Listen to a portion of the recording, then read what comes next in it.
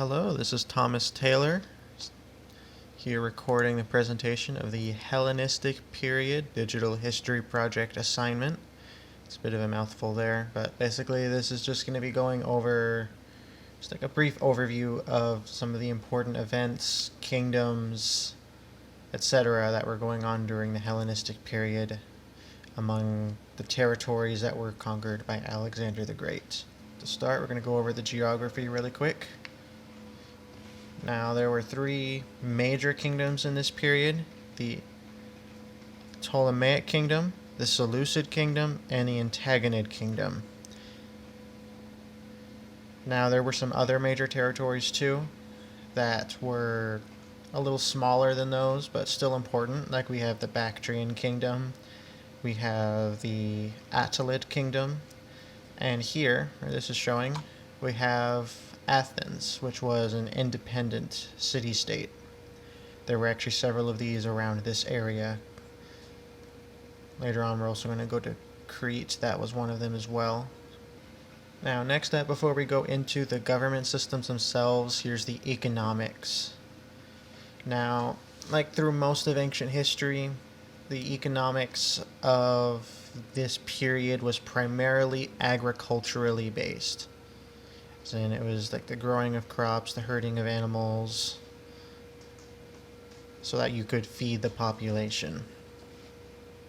Despite that, however, farmland was not necessarily owned by the workers themselves, but was usually owned by like elites, nobles, and royalty, who would then basically lease out that land to be worked, much like medieval serfdom. And because of that, it was almost impossible for many of these lower class workers to actually rise up the classes of society. They did not own land. In fact, most land was owned by the nobles and kings. Now for the governments of the Hellenistic period.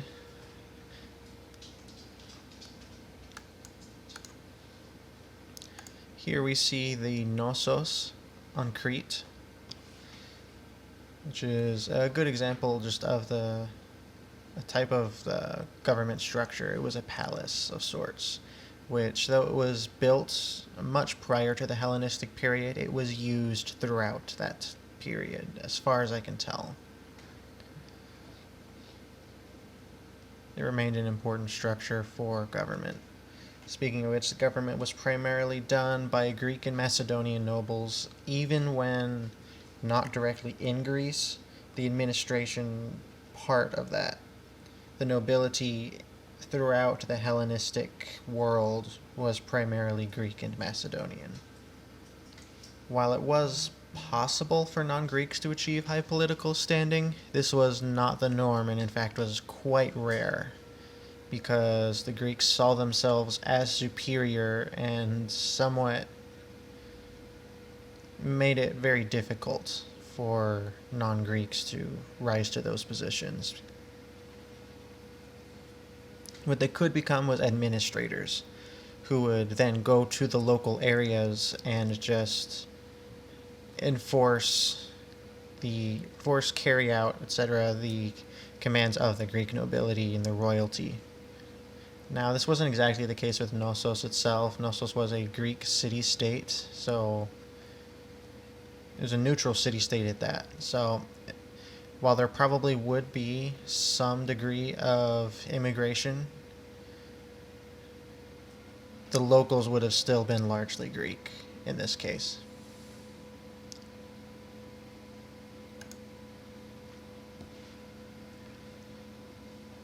Alright, now on to the military. Now, this picture is from the Maccabean Revolt, which, though it does portray the Seleucids, it's not actually taking place in the Seleucid capital, which is where I tried to place this marker. That would probably be taking place a little further down, closer to Israel. Still, Seleucid army, place it in the Seleucid capital. And speaking of the Maccabean revolt, one of the primary forms of service that the military would do was suppressing rebellions throughout these major kingdoms. There's also mostly mercenary soldiers, which were professional soldiers, but you had to pay them in order for them to remain loyal most of the time. They also had some degree of navy during this time. Alright, next up is the Hellenic religions. Now, many of the old Greek cults spread with the culture, remained popular. Some exceptions might have been the idea of like personal cults or family cults. Those might not have been quite as popular anymore, but the statewide, nationwide, and temple-based cults would have remained pretty popular, like Demeter at Eleusis. In addition, some foreign gods got added into the Hellenistic culture through the cults. A major one was Isis, as well as some of the kings that were currently alive. An example of this might have been the Ptolemaic dynasty, doing this with some of their kings.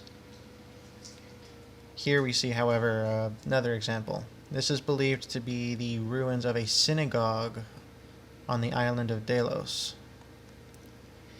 Synagogue would mean Judaism, which means that in addition to these other pagan gods, that Yahweh was also somewhat spread along with Jewish sects as they moved around the Hellenistic world. Next is Hellenic art, which continued to flourish through this period, as it did through some of the reign of Alexander the Great. Here it mentions primarily the poetry, which, while it remained popular, was especially so with the nobility and the royalty, which would be a minority of the population. Sculptures, however, did thrive as well. As we can see here, this is a Roman copy of a now lost Greek sculpture called the Galatian Suicide, which tells about the defeat of the Galatians, well, Gauls, as I should say, when they invaded the Attalid kingdom. Next is philosophy and science, which also grew exponentially, and sometimes people call this the golden age of science. Here, this picture depicts the Library of Alexandria, which is exactly where I put the marker here, whose goal it was to basically collect the written scrolls of the world. It became kind of a center for human knowledge and the advancement of it. There was also a lot of philosophy in this time, including the Stoics, the Epicureans, the Skeptics, the Cynics, and the continued traditions of the older philosophers like Plato and Pythagoras. Now, as I mentioned earlier, Jews began to spread throughout the Hellenistic world around this time. There were just various sects of them, and it's believed that the Hypsisterians were themselves a Jewish sect. Here we see Zeus Hypsistos Dion, which the Dion just refers to the specific temple where they were located. Another important event that happened during this time was the Maccabean revolt, when the Seleucids took over the area of Israel. I can't find where exactly that is on the map right now, unfortunately. Looks like this is it.